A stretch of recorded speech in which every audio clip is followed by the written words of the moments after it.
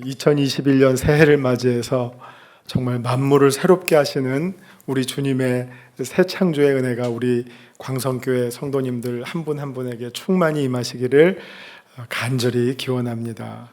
우리가 이렇게 온라인으로 모이고 있잖아요. 그래서 제가 지금 앉아서 생각할 때 우리 이왕 온라인으로 모인 거 우리 한번 눈을 크게 떠서 우리 광성교회 성도님들뿐만 아니라 정말 천상에 있는 허다한 무리들도 우리 이 자리를 같이 축복하면서 이 자리에 함께 참석하고 있다.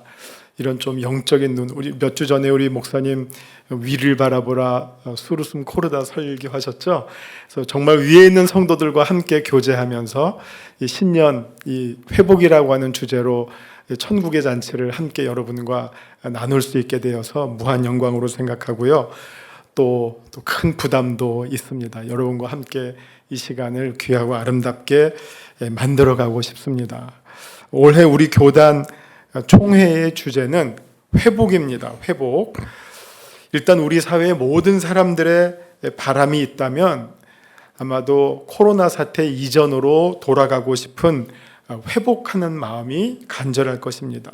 마스크도 안 쓰고 자유롭게 우리 사람들도 만나고 카페에도 가고 음식점도 가고 또 절박하죠. 결혼식도 하고 또 무엇보다도 교회에서 자유롭게 예배를 드리는 것. 이전에는 우리가 아무렇지도 않게 생각했지만 그러나 지금은 그 모든 것들이 허락이 되지 않기 때문에 정말 간절하게 원하고 있는 회복을 기다리고 있습니다. 그래야지 경제도 살고 생활도 회복되고 교회도 살고 우리 모두의 생존이 회복되기에 우리의 삶이 걸린 아주 절박한 주제가 바로 회복이라고 말씀드리겠습니다. 그런데 우리가 말하고자 하는 회복은 물론 그런 내용도 포함되지만 그보다 더 근원적이고 포괄적인 내용을 담고 있는 회복입니다. 아주 민감하죠? 우리 마이크가. 단순히 코로나 사태 이전으로의 회복만이 아니라 왜 이런 사태가 시작되었고 또 이 가운데 우리는 과연 누구인가, 어떤 사람들인가, 우리의 삶 속에 무엇이 문제이고 또 그 문제들로부터 어떻게 하면 자유로워질 수 있는 길은 무엇인가, 더 근본적인 질문을 회복이라는 주제를 통해서 함께 찾아가 보고자 합니다. 자, 우리 먼저 한번 첫 번째 사진 한번 보겠습니다. 저기 갑자기 뜬금없이 웬 스탠드 램프가 떠 있나 하실 겁니다. 저희 집에 있는 스탠드 램프입니다. 저 램프에는 조금 사연이 있는데요. 제가 일하고 있는 곳은 양평에 소재한 아세연합신학대학교인데요.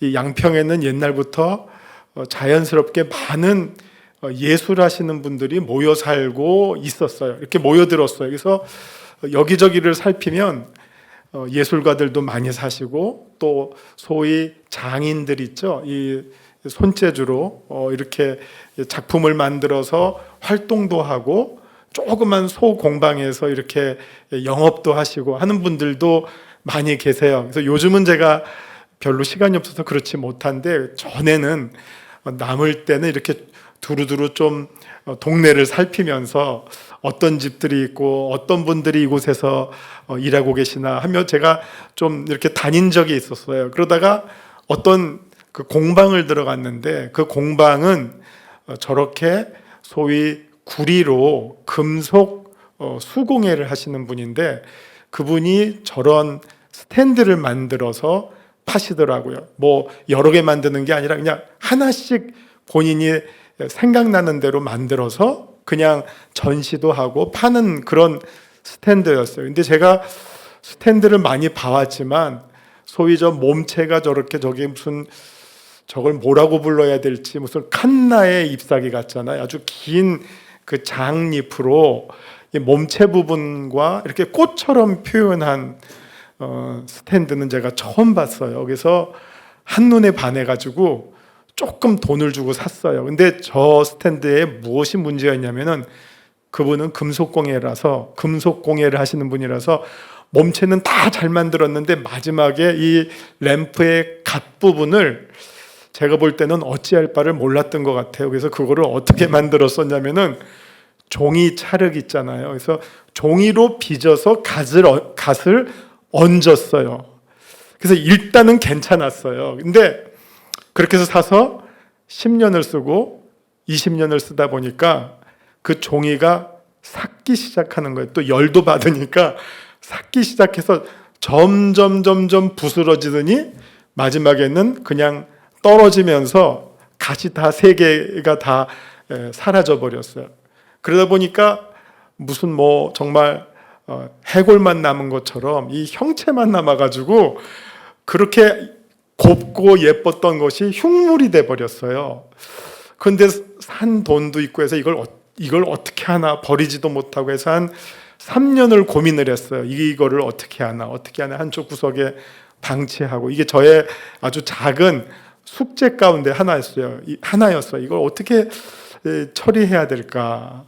그러다가 불과 한 달 전에 제가 출석하는 교회 바로 앞에 요즘 라탄이라는 거 많이 보시죠. 저 지금 갓이 라탄이거든요. 라탄 공방이 생겼더라고요. 그래서 들어가 보니까 그 안에 그분이 라탄으로 여러 가지를 만들었는데 주로 램프에 갓을 많이 만들어 놓고 진열해 놓으셨더라고요. 그래서 제가 바로 이거다. 그래서 얼른 제가 저거를 들고 왔어요. 그리고 보여주면서 제가 이런 문제가 있는데 혹시 해주실 수 있냐 하니까 그분이 난감해했어요. 왜냐하면 자기가 했지만 여기다가 어떻게 붙일 생각은 해보지를 못했는데 한번 2주 정도의 시간을 달라고 그러시더라고요. 그래서 저는 뭐 2주 아니라 제가 이걸 가지고 3, 4년을 기다렸기 때문에 2주는 아무것도 아닙니다 해서 맡겼더니 정말 2주 후에 문자가 오고 됐습니다. 그래서 저 왼쪽에 보이는 것처럼 저렇게 불 켜니까 저렇게 아름다운 램프가 됐어요. 그래서 제가 너무 감사하다. 그러면서 제가 저 녀석을 보면서 제가 생각하기를 제가 고물상에 팔으려고 그랬거든요. 이거 정말 구리값은 받겠구나. 근데 이거 작품을 구리값 무게로 판다는 것이 너무 가슴 아파서 끼고 있었는데 이게 그럴 어떤 팔려서 녹아서 그냥 주물덩어리고 전락할 것이 한 예술가 장인의 손에 맡겨졌을 때 원래보다 더 멋있고 아름다운 하나의 정말 마스터피스잖아요. 마스터피스로 거듭나는 것을 보면서 제가 또 목사니까 오늘의 주제를 그때 생각한 겁니다. 누구든지 그리스도 안에 있으면 새로운 피조물이라고 했는데 정말 저 녀석도 장인의 손에 쥐어졌을 때 저렇게 아름답게 거듭났구나. 그렇다면 정말 우리의 인생도 우리를 지으시고 우리를 창조하시고 너는 내 것이라고 불러주시는 우리 주님의 손에 우리가 맡겨진다면 우리야말로 저거보다도 더 멋있는 새로운 피조물, 정말 하나님의 걸작품으로 거듭나는 것이 당연하지 아니한가. 그런 취지로 일단 저 물건을 여러분에게 처음에 보여드리게 되었습니다. 정말 보잘것없이 망가진 하나의 스탠드가 어떤 장인의 손에 쥐어질 때 그분의 영감과 그분의 재주를 통해서 저렇게 아름답게 새로 태어나는 것을 보면서 정말 우리의 인생이 하나님의 손에 쥐어진다면, 다시 말하면 우리의 인생을 하나님의 손에 맡긴다면 하나님께서 우리 각 사람을 얼마나 귀하고 아름답게 다시 만들어 주실까 하는 소망을 갖게 됩니다. 그게 바로 회복 아니겠느냐 하는 생각을 하게 됩니다. 저는 사실 뭐 미국의 어떤 얘기하는 이런 예화를 별로 좋아하지 않아요. 그래서 거의 안 써요. 근데 제가 아무리 생각해도 이거는 꼭 써야 되겠다 해서 아마 제가 뭐 미국 예화는 아마 제 기억에는 한 10년 만에 써먹나 그런 예화가 생각이 나서 여러분에게 소개해 드리려고 합니다. 어떤 사람이 자동차를 운전하고 도로를 달리고 있었어요. 그런데 갑자기 차가 달리다가 멈추어 버렸어요. 아마 운전하시는 분 제일 난감한 순간이죠. 고속도로에서 이렇게 하면 가는 거 아닙니까? 차가 달리다가 도로에 그만 서버렸어요. 운전자로서는 제일 당황한 순간이죠. 그래서 멈춰버린 차를 길가에 세워놓고 쩔쩔매고 있었는데 어떤 노 신사가 지나가다가 차를 멈추고 도와주려고 다가오는 것입니다. 뭐라고 했을까요? 그 노 신사가 May I help you? 이렇게 했겠죠. 뭘 도와드릴까요? 제가 도와드려도 될까요? 그러자 이제 그 사람은 또 뭐 당연하죠. 제가 어찌할 바를 모르겠습니다 하니까 그 노신사가 차를 여기저기 살펴보고 또 이곳저곳을 만지더니 차가 다시 시동이 걸리고 엔진 소리를 힘차게 내게 된 겁니다. 그래서 그 운전자가 정말 고맙다고 하면서 혹시 누구시냐고 이름이 어떻게 되십니까? 하고 물어보았더니 그분이 뭐라고 대답을 했을까요? 아마 여러분 옛날에 들어보신 적 있을지 모르겠지만 그분이 대답하시기를 내 이름은 헨리 포드입니다. 헨리 포드입니다. 여러분 아시죠? 미국의 자동차 왕. GM도 있지만 어떻게 보면 사람 이름을 딴 포드 자동차가 미국의 가장 대표적이고 원조 아니겠습니까? 그리고 이 포드는 실제로 자기가 자동차를 옛날 증기 내연기관으로부터 이 엔진기관으로 바꾸는 것을 개발한 사람이기도 하죠. 내가 바로 포드입니다. 그 사람이 바로 그 차를 만든 사람이에요. 누구보다도 그 노신사는 그 차에 대해서 제일 잘 알고 있었기 때문에 제작자고 설계자였기 때문에 그 차를 고치는 것이 아무 문제가 없었겠죠. 자, 우리가 잘 아는 것처럼 여러분 이사야서 43장 1절을 보시면 많은 분들이 좋아하는 말씀 아니십니까? 야곱아 너를 창조하신 여호와께서 지금 말씀하시느니라. 이스라엘아 너를 지으신 이가 말씀하시느니라. 너는 두려워하지 말라. 내가 너를 지명하여 불렀나니 너는 내 것이라.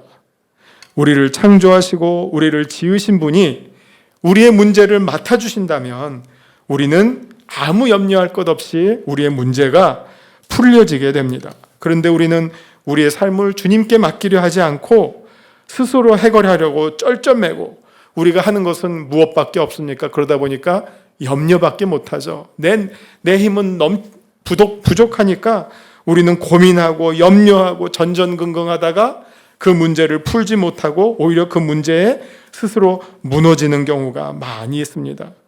정말 그 문제를 해결할 대상을 우리가 진정으로 찾지 못했기 때문입니다. 오늘 본문도 사실은 그런 점에서 아주 간단합니다. 누구든지 그리스도 안에 있으면 새로운 피조물이라 이전 것은 지나갔으니 보라 새 것이 되었도다. 그리스도 안에 있으면 누구든지 새로워진다는 말씀입니다. 이전 것과 이후 새 것의 차이는 그리스도 안에 있느냐 아니면 밖에 있느냐의 차이입니다. 그렇다면 그리스도 안에 있다는 이 내용이 무엇이겠습니까? 우리가 잘 아는, 여러분 잘 아시는 누가복음 15장에 나오는 돌아온 탕자의 이야기를 한번 생각해 보십시오. 다른 말로 아마 돌아온 탕자보다는 우리를 기다리시는 아버지, 용서해 주시는 아버지가 더 정확한 제목이겠습니다.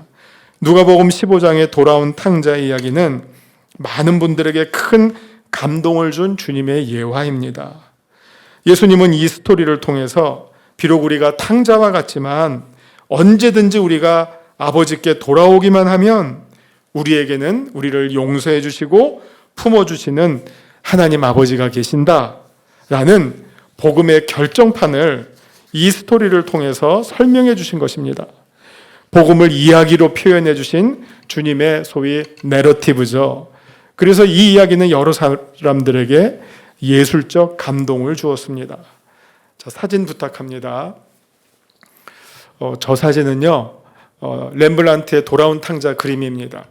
원래 저 그림이 어디 있는지 아시는 분 계신지 모르겠는데, 러시아 그 피터스버그 베츠르부르크에 있는 에르미타지 미술관에 있는 거기에 이제 원작이 있다 그래요. 근데 저도 저 그림이 너무 좋아서 저 그림을 보면 볼수록 누가복음 15장의 저 스토리를 어떻게 저렇게 세밀하면서도 어떻게 보면 글을 뛰어넘는 회화로 표현해낼 수 있을까라는 감동이 있어서 제 연구실입니다. 저게 제 연구실에 저 그림을 갖다 놓은 지가 한 20년도 넘는 것 같아요.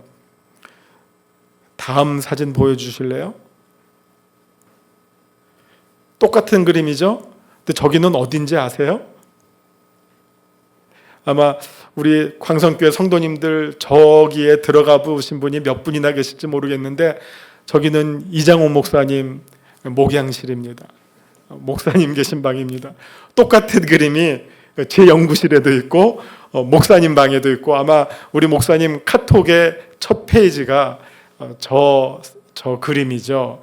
그만큼 저 그림이 우리 목사님에게도 개인적으로 큰 영향과 감동과 은혜를 주는 그림이고 저에게도 마찬가지로 저 그림이 똑같은 의미를 주고 있습니다. 자, 그림을 한번 우리가 잘 살펴보시면 이 그림에 대한 설명은 인터넷 보시면 머리끝서부터 발끝까지 잘 소개가 되어 있어요. 근데 한번 제가 조금 몇 포인트만 다시 찝어서 설명해 드리면 이 아들을 감싸고 있는 아버지의 이 양손이 크기가 다르다고 해요. 오른손과 왼손의 크기가 다른데 그 손은 하나는 공의를 의미하고 하나는 자비를 의미한다. 하나님이 우리를 심판하시는 공의가 있고 또 하나님이 우리를 용서해 주시는 자비의 손이 있다. 이 두 가지를 아주 잘 소개해 주고 있고요. 또 아들의 그 처지를 상징하고 있는 그 머리카락이 빠진 민머리 그리고 벗겨진 신발 이런 것들이 지금 그 돌아온 아들의 그 정말 남루한 상황을 잘 설명해 주고 있고요. 근데 저는 이 여러 가지의 이 묘사 가운데서도 이 그림 가운데 제게 가장 큰 감동을 주고 있는 가장 결정적인 한 포인트를 꼽으라고 한다면 저는 아버지의 눈입니다. 아버지의 눈. 어떤 분은 아버지의 눈이 감겨져 있다라고 말하고 또 어떤 분은 아버지의 눈이 멀었다고도 이야기합니다. 감겨진 눈 혹은 멀어버린 눈. 적어도 뭐는 아닙니까? 부릅뜬 눈은 아닙니다. 아버지가 부릅뜬 눈은 아닙니다. 거의 감고 계시든지 아니면 멀어버린 눈을 이 렘브란트가 아버지를 표현할 때 가장 어떻게 보면 핵심적으로 표현하고 있는 거죠. 이것은 무엇이냐면 왜 렘브란트는 이 아버지의 눈을 저렇게 그렸을까? 이것은 우리 이제 조직신학에 이신칭의라는 게 있죠. 이신칭의 믿음으로써 하나님께서 우리를 의롭다라고 하신다 하는 거예요. 이거를 다른 말로 말하면 이걸 좀 풀어나가면 사실 우리는 죄인인데 예수님의 의에 힘입어서 하나님이 우리를 의롭다라고 봐주신다예요. 봐주신다. 이걸 다른 말로 말하면 좀 어려운 말로 말하면 간과해 주신다. 간과라는 말 아시겠죠? 이렇게 뭘 똑바로 직시하는 게 아니라 이거죠, 이거. 못 본 척 지나가는 거. 우리 가끔 가다 지나가다 못 볼 거라든지 민망한 거 있으면 그냥 못 본 척 하잖아요. 그걸 우리가 간과라고 하거든요. 지금 렘브란트는 이 아버지의 눈을 통해서 아들을 간과하고 있어요. 아들을 직시하고 있는 게 아니라 아들을 그냥 안 봐주고 있는 거죠. 안 봐주고 있는 거. 그럼 이게 뭐냐? 왜 이렇게 했느냐? 이 아버지의 지금 아들의 죄를 간과하는 이 아버지의 눈, 이것이야말로 아버지가 아들을 얼마만큼 용서해 주시느냐, 용서가 무엇인가를 정확하게 이 그림을 통해서 표현해 주고 있다고 하는 것입니다. 아들의 이 망가진 모습을 정말 가슴 아파서 안 보시는 거예요. 이렇게 구석구석 살피면서 이거 왜 이러냐, 이거 왜 이러냐 이러면 이 아들이 얼마나 더 괴롭고 더 몸둘 바를 모르겠죠. 그러나 아버지는 그 아들의 정말 이 처참한 모습을 참아 볼 수가 없어요. 안 봐주시는 거예요. 그리고 정말 외면해 버리시는 거죠. 그럼 진정한 용서라는 것은 무엇이냐? 나 보지 못했어. 나 다 잊었어. 심지어는 우리 가끔 이런 내가 뭘 봤어? 거꾸로 이렇게 묻기도 하죠. 정말 못 본 것을 더 강조하기 위해서 나 안 본 것뿐만 아니라 내가 뭘 봤는데 그래? 이렇게 반문하는 경우도 있습니다. 이것이 용서라고 하는 것이 무엇인지를 렘브란트는 이 그림을 통해서 어떻게 보면 정말 예수님께서 말씀해 주시고 하자는 그 전체 내용을 이 아버지의 눈빛을 통해서 우리에게 보여주셨다고 하는 것입니다.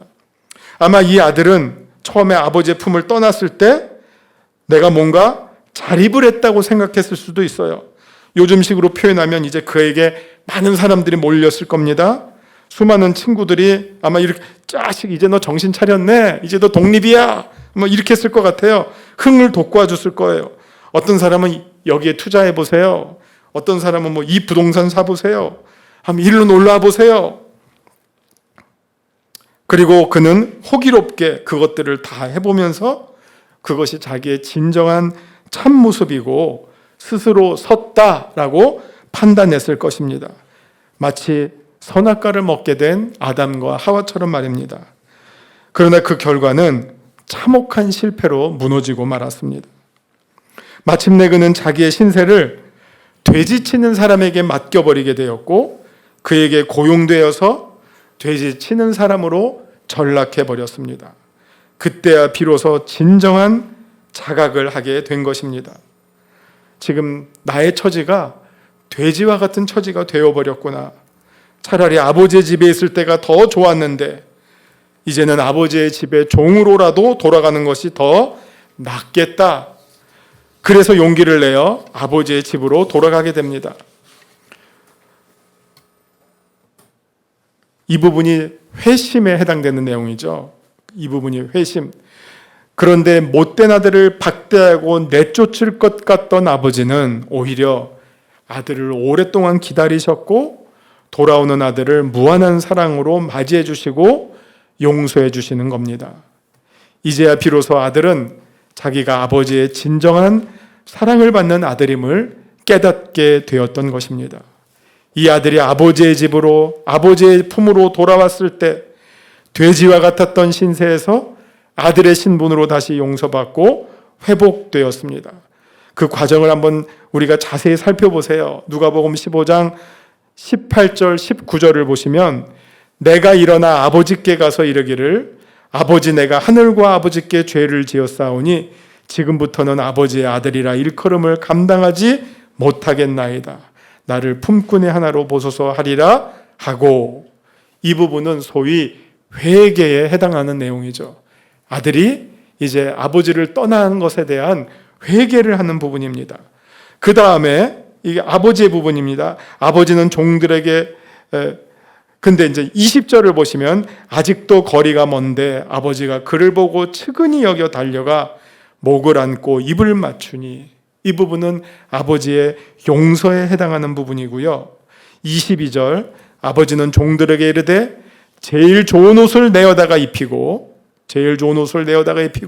손에 가락지를 끼워주고 발에 신을 신기라. 이것은 회복에 해당이 됩니다. 회개와 용서와 회복의 모습이 이 본문 가운데 잘 드러나 있다는 것입니다. 회복된 신분으로 이제 이 아들은 아까 고린도후서 5장 17절처럼 새로운 피조물로 거듭나게 된 것입니다. 이 처음 어떻게 보면 이게 저는 이걸 보면 타락 전의 인간, 타락 후의 인간, 그 다음에 구원받은 천국에서의 인간, 이 3단계의 모습을 그대로 잘 보여주고 있는 것 같아요.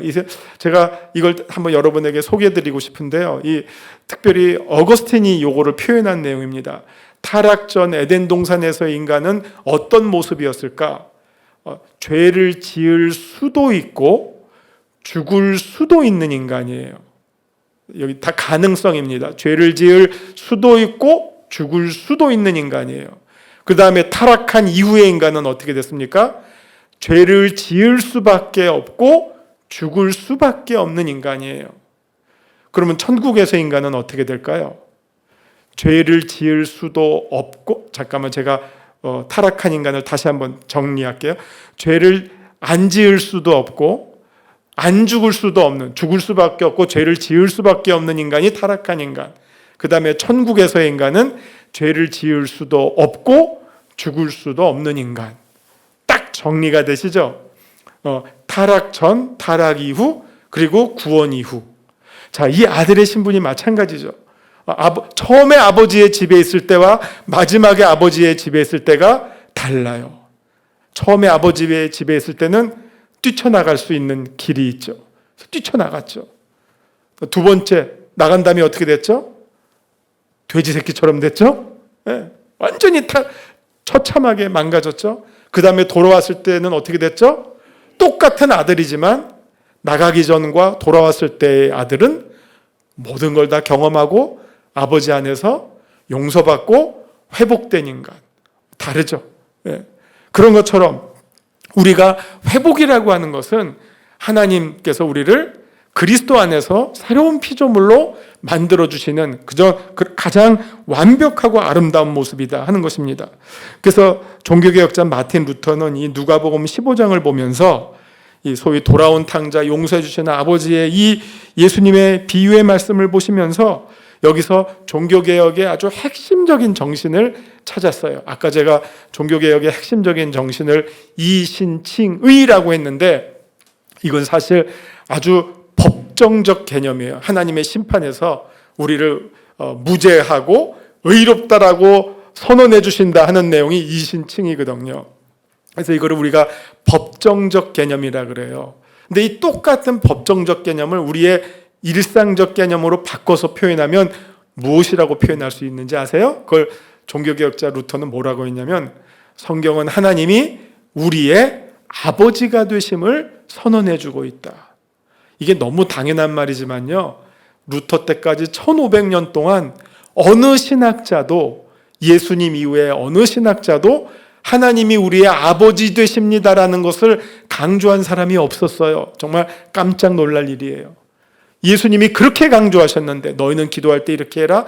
하늘에 계신 우리 아버지, 하나님을 우리의 아버지로 가르쳐 주신 것이 예수님의 가르침의 가장 중요한 포인트고, 그리고 그런 맥락에서 지금 누가복음 15장도 하나님의 아버지가 어떤 분이신가를 아주 잘 설명해 줬음에도 불구하고 우리가 중세시대 동안은 하나님을 그냥 무시무시한 무슨 영주처럼만 생각했어요. 무시무시한 왕처럼만 생각했어요. 우리의 친밀한 아버지로 생각하지를 못했어요. 그러나 루터는 누가복음 15장 이 비유를 통해서 야, 하나님이 진정 우리의 아버지셨구나. 아버지가 되주시는구나. 그렇다면 이 아버지가 우리를 향해서 뭘 해주십니까? 무한 용서를 해주시죠. 그러니까 이게 복음이구나. 복음이 딴 데 있는 게 아니라 하나님이 우리의 아버지 되심을 다시 발견하는 것, 그게 바로 복음의 정수다 하는 것을 알려주게 되었습니다. 복음의 재발견이 바로 하나님이 우리를 용서해 주시는 아버지시다라고 하는 사실을 깨닫는 것, 이것이 복음이라고 말씀했습니다.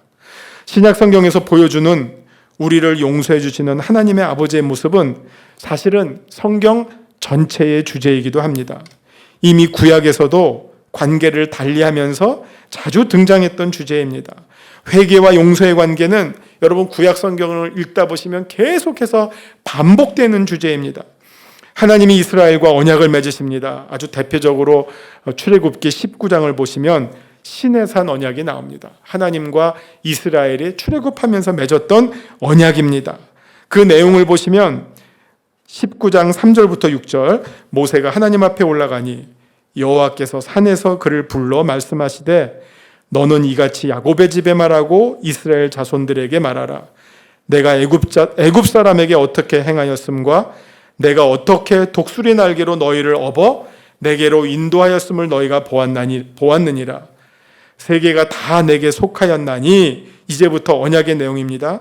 너희가 내 말을 잘 듣고 내 언약을 지키면 너희는 모든 민족 중에서 내 소유가 되겠고 너희가 내게 대하여 제사장 나라가 되며 거룩한 백성이 되리라.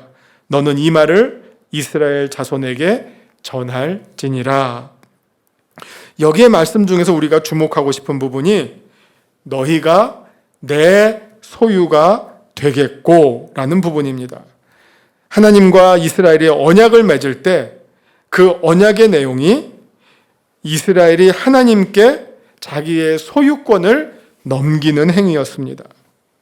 이미 하나님은 창조주 하나님으로서 우리 인간에 대한 소유권을 가지고 계신 분이신데 그 소유권을 이번에는 이스라엘과 이제 집단적으로 다시 맺으시는 겁니다. 이스라엘의 모든 민족 중에서 하나님의 소유로 거룩한 나라와 제사장 나라와 거룩한 백성으로 다시 언약을 맺는다는 것입니다. 이제 하나님의 말씀을 잘 듣고 지키면 이스라엘은 하나님의 소유가 된다는 말씀입니다. 이 언약을 구약 성경은 여러 부분에 걸쳐서 부부의 관계로 자주 표현해 나갔습니다. 언약의 가장 대표적인 관계가 뭐니 해도 부부 관계입니다. 여러분, 부모와 자식의 관계는 혈연적 관계지 언약의 관계가 아닙니다. 그러나 부부는 아무리 친밀하지만 혈연 관계는 아니고요.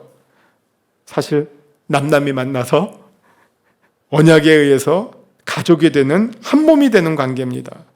그래서 이 언약이라고 하면 사실 상호 관계예요. 상호 소유의 관계입니다. 남편은 아내의 것, 아내는 남편의 것. 절대로 일방적인가, 아내만 남편의 것이 아니에요. 아내도 남편의 것이고 남편도 아내의 것입니다. 아내는 남편에게 속하고 남편은 아내에게 속하는 언약의 관계입니다. 그래서 성경은 하나님과 이스라엘의 관계를 부부관계로 자주 표현합니다. 그런데 집 나간 아들처럼 이번에도 이스라엘은 번번이 그 언약을 파기하고 하나님을 떠나 우상에게 절하고 언약을 깨뜨리는 일을 반복합니다. 그래서 하나님은 또다시 선지자들을 통해서 그 관계의 회복을 호소하시고 때로는 심판하시고 깨우쳐 주시기도 합니다. 그 대표적인 예가 여러분 잘 아시는 호세아와 고멜의 관계죠. 호세아 선지자와 그의 아내 고멜의 관계가 바로 이 부부 관계를 통해서 하나님과 이스라엘 관계를 대표해 주는 그런 모습이었습니다. 호세아서 1장 2절을 보시면 여호와께서 처음 호세아에게 말씀하실 때 여호와께서 호세아에게 이르시되 너는 가서 음란한 여자를 맞이하여 음란한 자식을 낳아라. 이 나라가 여호와를 떠나 크게 음란함이니라 하시니 라고 말씀하십니다. 가끔가다 듀오 이런 무슨 프로 이런 보이시잖아요. 아마 이런 식으로 중매 섰다가는 돌 맞을 것 같아요.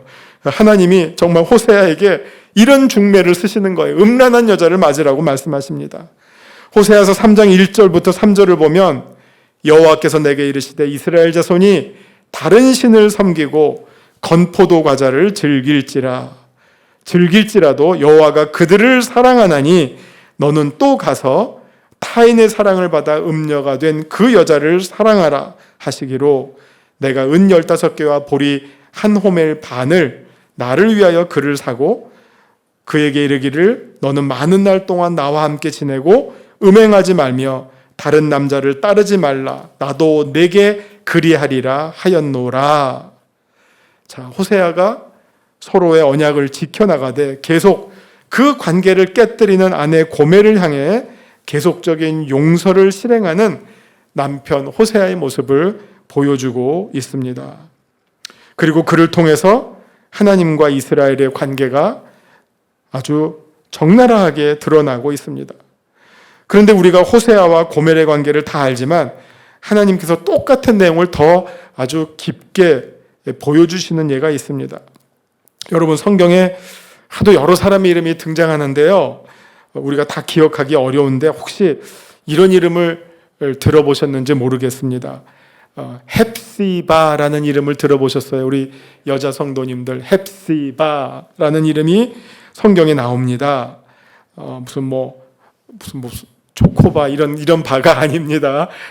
핫바 이런 거 아닙니다. 헵시바입니다. 헵시바가 누구냐 하면은 유다 왕, 가장 그 유다에서 모범적인 왕이었던 히스기야 왕의 아내이고 그의 아들 므낫세 왕의 어머니의 이름입니다. 그래서 이 헵시바라고 하는 뜻은 나의 기쁨이 그녀 안에 있다라는 뜻입니다. 정말 아담이 하와를 향해서 내 뼈 중에 뼈고 살 중에 살이다 한 것처럼 내 기쁨이 너 안에 있어 하니까 이 얼마나 정말 이 진한 사랑의 고백이에요. 나의 기쁨이 너의 안에 있다. 이런 뜻을 갖고 있는 이름입니다. 근데 이 이름이 성경에 2번 나옵니다. 열왕기하 21장 1절 그리고 이사야서 62장 4절에 등장합니다. 히스기야 왕의 아내 이름이지만 히스기야 당대의 사적을 설명할 때는 이 이름이 등장하지 않고 그의 아들 므낫세를 소개하는 중에 그 어머니의 이름이 나오고, 또 히스기야 왕과 동시대를 살았던 이사야 선지자의 글에 이 이름이 등장합니다. 열왕기하 21장 1절에는 므낫세가 왕이 될 때 나이가 12세라 예루살렘에서 55년간 다스리니라 그의 어머니 이름은 헵시바였더라. 이렇게 나오고요. 이사야서 62장 4절에는 다시는 너를 버림받은 자라 부르지 아니하며 다시는 내 땅을 황무지라 부르지 아니하고 오직 너를 헵시바라 하며 내 땅을 뷸라라 하리니 이는 여호와께서 너를 기뻐하실 것이며 이는 내 땅이 결혼한 것처럼 될 것이라. 여기에서 정말 이사야가 하나님께서 이스라엘을 통해서 그 이름을 헵시바라고 불러주시고 또 뷸라라고 불러주신다라고 소개하고 있습니다. 헵시바라고 하는 뜻은 아까 제가 말씀드린 것처럼 내 기쁨이 내 안에, 그녀 안에 있다라는 말이고, 뷸라라고 하는 말은 아주 단순하게는 결혼한 여자예요. 뷸라는 결혼한 여자인데 좀 더 자세하게 소개하면 이 이름은 한 번 결혼했다가 버림받은 여자를 가리켜요. 우리 요즘식으로 말하면 뭐 돌싱녀라고 해야 될까요? 한 번 결혼했다가 버림받은 여자. 그래서 이 말은 여호와께서 이스라엘을 하나님의 기쁨으로 받아들이시는데, 한 번 결혼했다가 버림받은 여인이라 하더라도, 너희가 이렇게 이제 과거가 있고 상처가 있는 여인이라 하더라도 나는 하나님이에요. 나는 신랑인 이 하나님은 너 이스라엘을 새로운 신부처럼 맞이해 주겠다 하는 내용이에요. 이 이름 속에 드러나 있는 게 아까 누가복음 15장에서 나왔던 것처럼 정말 우리를 용서해 주시는 하나님, 다시 아들로 받아주시는 하나님, 이번에는 부부관계, 아까 호세아와 고멜의 관계처럼 음란한 행위에도 불구하고 다시 가서 돈 주고 다시 데리고 와서 아내로 삼아주시는 것처럼, 삼아줬던 것처럼 이번에도 하나님은 이스라엘을 향해서 그 허물 많은 이스라엘을, 그 과거가 있는 이스라엘을 하나님께서 마치 새 아내를, 새 신부를 맞이해 주시는 것처럼 내가 나의 기쁨이야, 모든 상처를 용서해 주시면서 이렇게 맞아주시겠다라고 하는 이 정말 이것도 구약의 복음이죠. 이 용서와 회복의 말씀을 이사야 선지자를 통해서 이스라엘을 향해 주시고 있다는 것입니다. 이 이사야가 선포하는 하나님의 종말론적 예언에는 이스라엘이 하나님의 기쁨으로 다시 회복되고 하나님의 신부로 용서받고 회복되는 내용을 소개해 주고 있습니다. 그래서 하나님은 우리를 용서해 주시고 우리를 회복시켜 주시는, 그리고 우리의 과거를 묻지 아니하시고 우리의 모든 허물을 덮어 주시고 맞아 주시는, 우리를 새 신부처럼 반갑게 귀하게 맞아 주시는 그런 용서의 하나님이시라고 하는 사실을 구약에서도 분명하게 말씀해 주고 있다는 것입니다. 우리가 믿는 하나님이 바로 이런 용서의 하나님이심을 성경은 일관되게 선포해 주고 있습니다. 그러면 다시 우리가 어떻게 우리를 용서해 주시고 회복시켜 주시는 하나님을 만날 수 있는가? 제가 한번 소개를 해드리겠습니다. 여러분, 지금 오늘도 인터넷 보니까 우리나라를 대표하는 음식이 뭘까요? 하고 외국인들에게 물어보니까 치맥이라고 답을 했어요. 치맥. 아마 얼마 전에는 비빔밥, 갈비 이런 거 나왔을 텐데 요즘은 치맥이라고 답을 하더라고요. 치맥이 아시죠? 치킨과 맥주입니다. 사실 우리나라의 전통적인 닭 요리는 옛날엔 뭐가 있었습니까? 그냥 닭백숙, 삼계탕, 그 다음에 이거 일본말 섞여 있는데 어쨌든 닭도리탕, 도리라는 말도 닭이래요. 닭탕인데 하여튼 닭도리탕을 이렇게 닭 이렇게 조리는 거 있잖아요. 그 다음에 이제 한 60년대부터 뭐가 나왔냐면은 전기구이 통닭. 여러분들은 모르겠지만 저희가 어렸을 때는 저희 아버지가 명동 영양센터에서 전기구이 통닭 한 마리 갖고 오는 날은 잔칫날이었어요. 그 닭 한 마리 가지고 온갖 식구들이 정말 그거 하나 먹는 게 정말 천국과 같은 기쁨을 누렸던 그런 기억이 있어서 지금도 가끔 그 명동 그 지점을 지나갈 때 보면 옛날 향수가 납니다.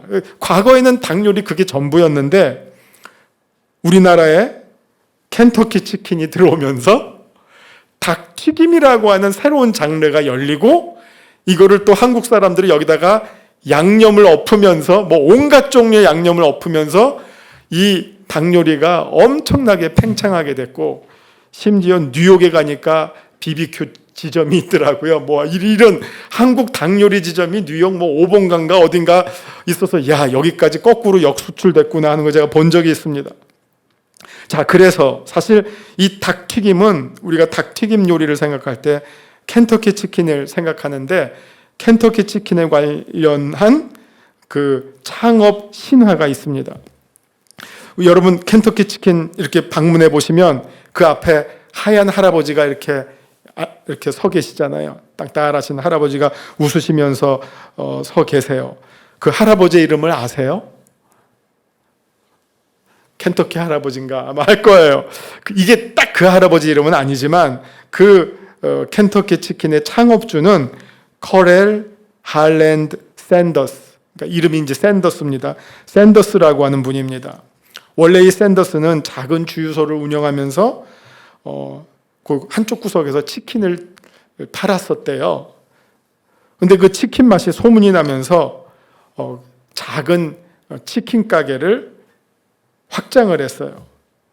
그런데 그 식당에 그만 불이 나면서 하루아침에 망하게 되었대요. 그러나 포기하지 않고 다시 조그만 식당을 힘겹게 열었는데 1950년대 불어닥친 불황으로 그 식당은 다시 문을 닫게 되었다고 합니다.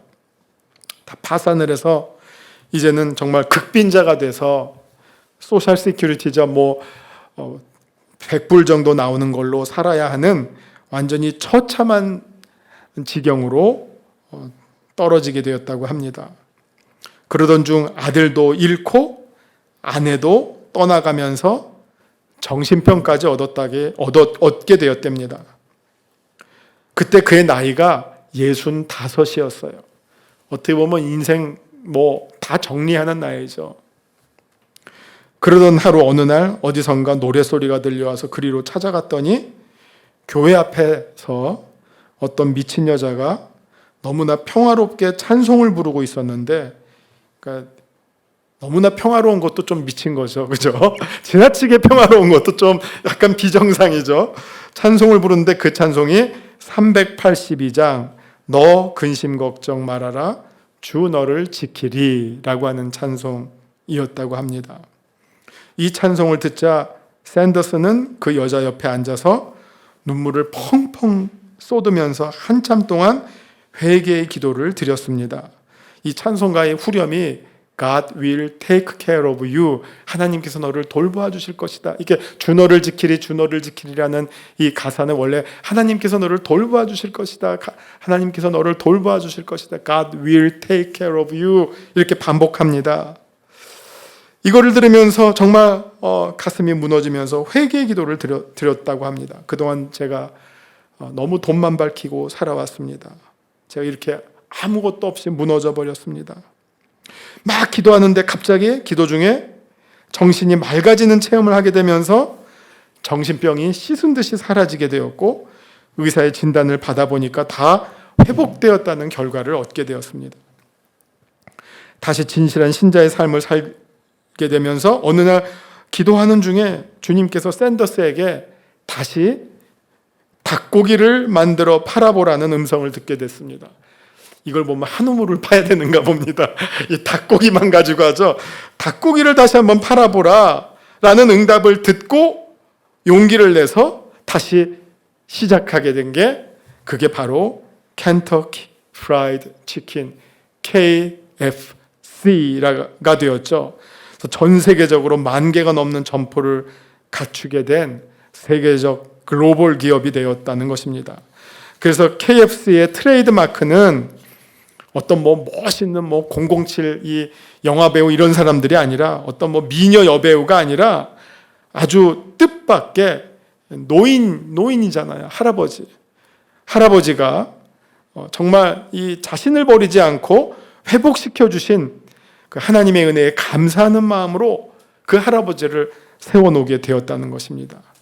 샌더스가 예수님 없이 돈만 벌려고 하다가 실패를 경험하고 다시 자신의 모든 것이 하나님의 소유입니다 라는 것을 깨닫고 하나님께로 돌아와서 새롭게 시작한 결과 그의 삶이 새롭게 회복되는 경험을 하게 되었던 것입니다. 이처럼 우리의 삶의 회복에는 우리의 창조주이시고 구원자이신 하나님께로 돌아가는 일 외에는 다른 길이 없다는 사실을 깨닫는 것이야말로 회복의 가장 중요한 비결이라는 것을 우리가 깨달아야 할 것입니다. 우리는 하나님의 소유된 백성이고 자녀들인 까닭에 주님께로 돌아오면 우리는 살겠고 주님을 떠나면 우리는 죽게 될 것입니다. 우리가 사는 길은 우리의 창조주이시고 구원자이신 주님께로 돌아가는 길, 이 길밖에 없습니다. 그래서 아모스 선지자도 아주 분명하게 외칩니다. 아모스 선지자도 아주 쉽고 간단하게 외쳤어요. 여호와께서 이스라엘 족속에게 이와 같이 말씀하시기를 너희는 나를 찾으라 그리하면 살리라. 간단합니다. 너희는 나를 찾으라 그리하면 살리라. 아모스서 5장 4절과 6절에서 이게 아모스서의 어떻게 보면 주제예요. 정의를 간같이도 중요하지만 정말 우리가 사는 길, 여호와를 찾는 길밖에 없다는 것입니다. 여기에 바로 구원이 있고 회복이 있고 생명이 있습니다. 우리가 사는 길이 그리스도 안이라면 여러분 이 그리스도 안을 우리가 어떻게 받아들여야 할까요? 그리스도 안, 우리가 어떻게 그리스도 안을 헤집고 들어가겠습니까? 그래서 저는 이 그리스도 안이라고 하는 것을 우리가 어떻게 하면 적용할 수 있을까? 일단은 두 가지로 말씀드리면 이 그리스도 안이라고 하는 것은 그리스도와의 연합을 말해요. 그리스도와의 연합. 그래서 제가 늘 표현하는데 성경에서 이 연합이라고 하는 것은 제 손을 보시면 이게 연합이 아니고요. 이게 연합이 아니고 이게 연합이에요. 이게. 여러분 이것과 이거는 다르죠. 이것도 붙어 있어요. 그러나 이렇게 붙어 있는 것은 못 뛰죠. 이거는 이거죠. 이거는 못 뛰죠. 근데 이게 왜 중요합니까? 이 안에는 어떤 비밀이 있냐? 내가 너 안에, 너가 내 안에. 예수님 말씀하신 것처럼 아버지가 내 안에, 내가 아버지 안에. 그러니까 우리가 그리스도 안이라고 하는 것은 정말 그리스도가 내 안에, 내가 그리스도 안에. 이거를 뜻하는 거죠. 그냥 이게 형식적인 연합이 아니라 붙어 있는 척하는 게 아니라 그리스도가 내 안에, 내가 그리스도 안에. 그렇게 되면 이게 우리가 새로운 피조물이 된다는 거죠. 왜냐하면 이 연합이라고 하는 것은 너무너무나 우리 기독교 이 말씀에서 진리에서 제일 중요한 거예요. 우리가 연합을 통해서 우리가 무엇을 공급받습니까? 그리스도의 의의를 우리의 것으로 받고요. 하나님의 거룩을 우리의 거룩으로 받고요. 반대로 우리의 죄를 그리스도께 넘겨버려요. 우리의 고통과 아픔을 그리스도께 넘겨버려요. 그리스도의 평안을 연합을 통해서 우리가 넘겨받아요. 그래서 주님이 뭐라고 하셔서 내가 주는 평안은 세상이 주는 게 아니다. 그리스도가 주는 평안을 우리가 연합을 통해서 받게 된다는 것이죠. 자, 이게 연합이 갖고 있는 그리스도 안에가 담고 있는 또 하나의 의미고요. 두 번째는 그리스도의 안을 우리가 또 어떻게 받아들일까? 이것을 믿음의 공동체로 받아들이면 됩니다. 주님께서 말씀하셨죠. 두세 사람이 있는 곳에 내가 그 안에 있다. 그리스도인들은 공동체를 만들어줘. 교회도 하나의 믿음의 공동체잖아요. 성경은 언제나 한 개인을 말하지 않고 언제나 너희예요. 2인칭 복수예요. 이스라엘이라고 하는 공동체였어요. 언제나 하나님은 우리를 선택하실 때 공동체를 염두에 두고 우리를 부르시고 공동체를 통해서 우리를 부르십니다. 따라서 그리스도 안이라고 하는 것은 우리가 좋은 믿음의 공동체 안에 있게 되면 우리는 새로운 피조물이 된다. 이 믿음의 공동체가 우리들에게 어떤 선한 영향력을 주는지를 가르쳐 주시는 말씀입니다. 마지막으로 제가 우리의 삶에 있어서 공동체가 얼마나 중요한 거에 대해서 하나 소개해 드리겠습니다. 그 아프리카의 속담에 이런 말이 있대요. 아까 우리 목사님도 말씀하셨지만, 빨리 가려면 혼자 가라. 그러나 멀리 가려면 같이 가라. 여러분, 인생은 단거리가 아니잖아요. 뭐 빨리 가고 싶으면 나 혼자 달려가면 돼요. 그러나 인생은 마라톤이에요. 같이 가야 돼요. 함께 가야 돼요. 근데 함께 간다는 것이 어떨 때는 불편할 수도 있어요. 불편한 요소들이 있을 수 있어요. 그래서 우리가 거기에서 서로 깎여져야만 해요. 서로의 불편함을 깎아나가면서, 만들어 나가면서, 절제해 나가면서 공동체를 만들어 나갈 때, 그때는 우리가 혼자로서는 누릴 수 없는 정말 믿음의 비밀들, 신앙의 비밀들, 선한 영향력들을 우리가 그 안에서 주고받게 되면서 우리가 점점 성숙해 나가죠.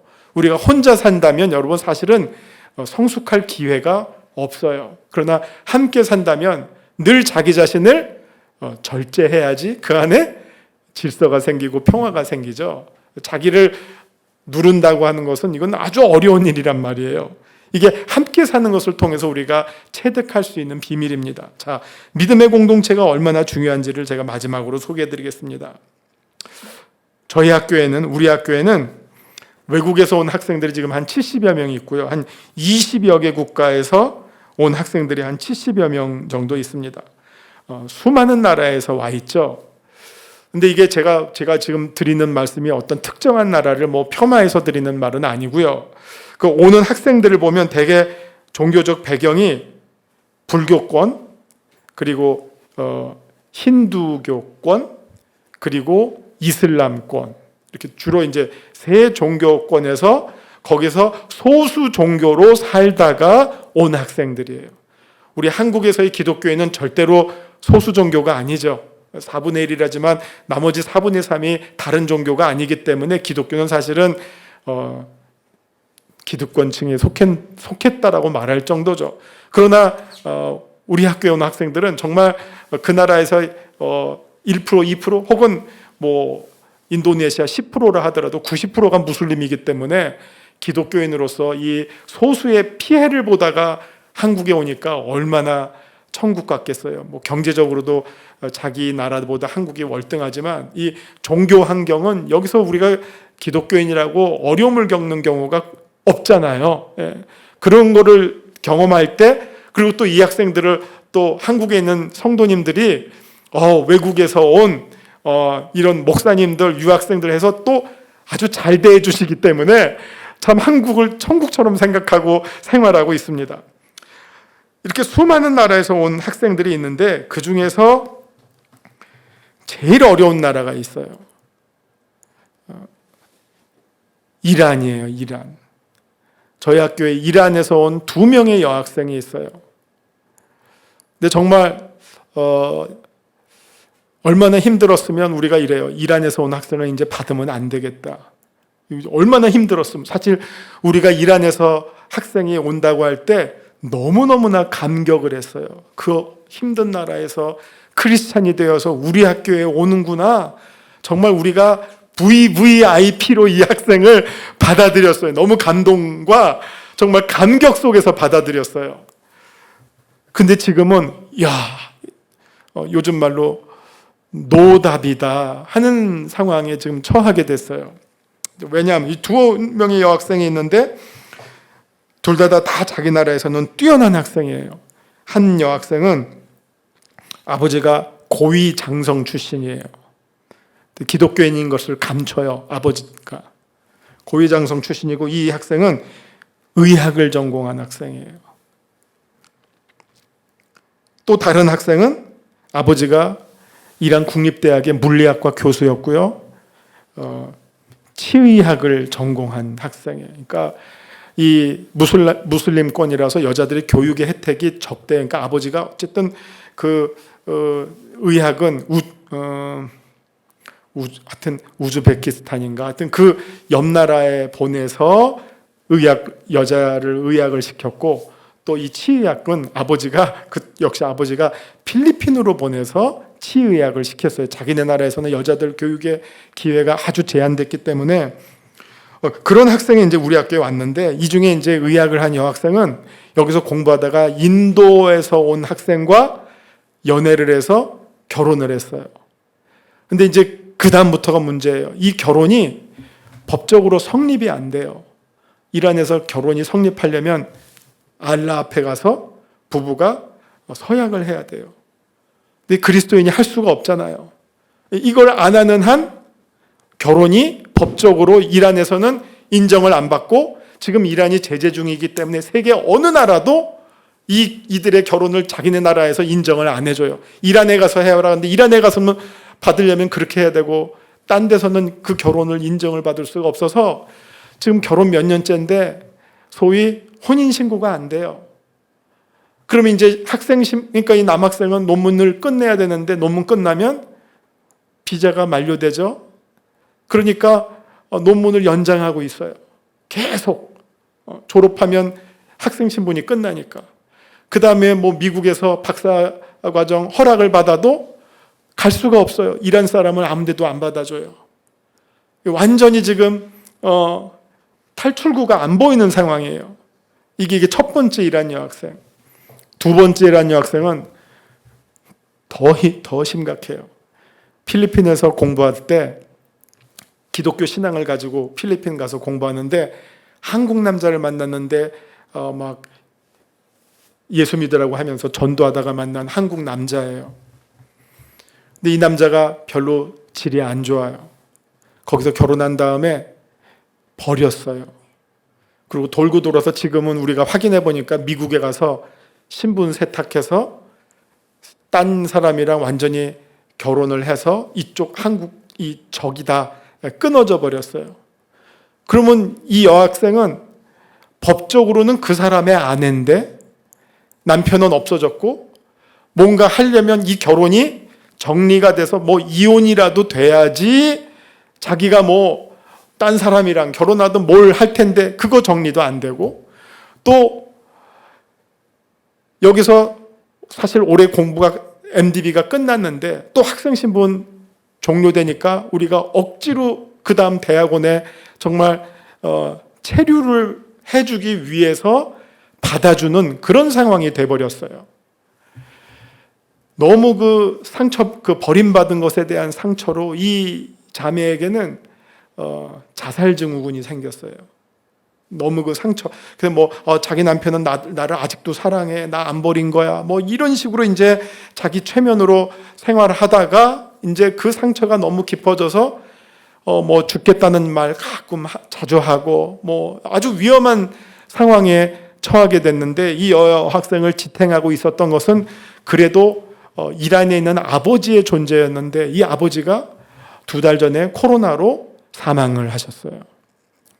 위중하다고 했는데 이란으로 돌아갈 수가 없어요. 너 한국에서 뭐 하다 왔냐 하면 딱 신학교에 체제한 것이 걸리면 그 자리에서 체포되는 거예요. 갈 수도 없고, 전전긍긍하다가 아버지가 돌아가셨다는 말을 듣고 완전히 이제 정신이 나가게 된 그런 어려운 상황까지 빠져들게 됐어요. 그런데 그때 이 자매를 도운 것이 11명의 동기생들이었어요.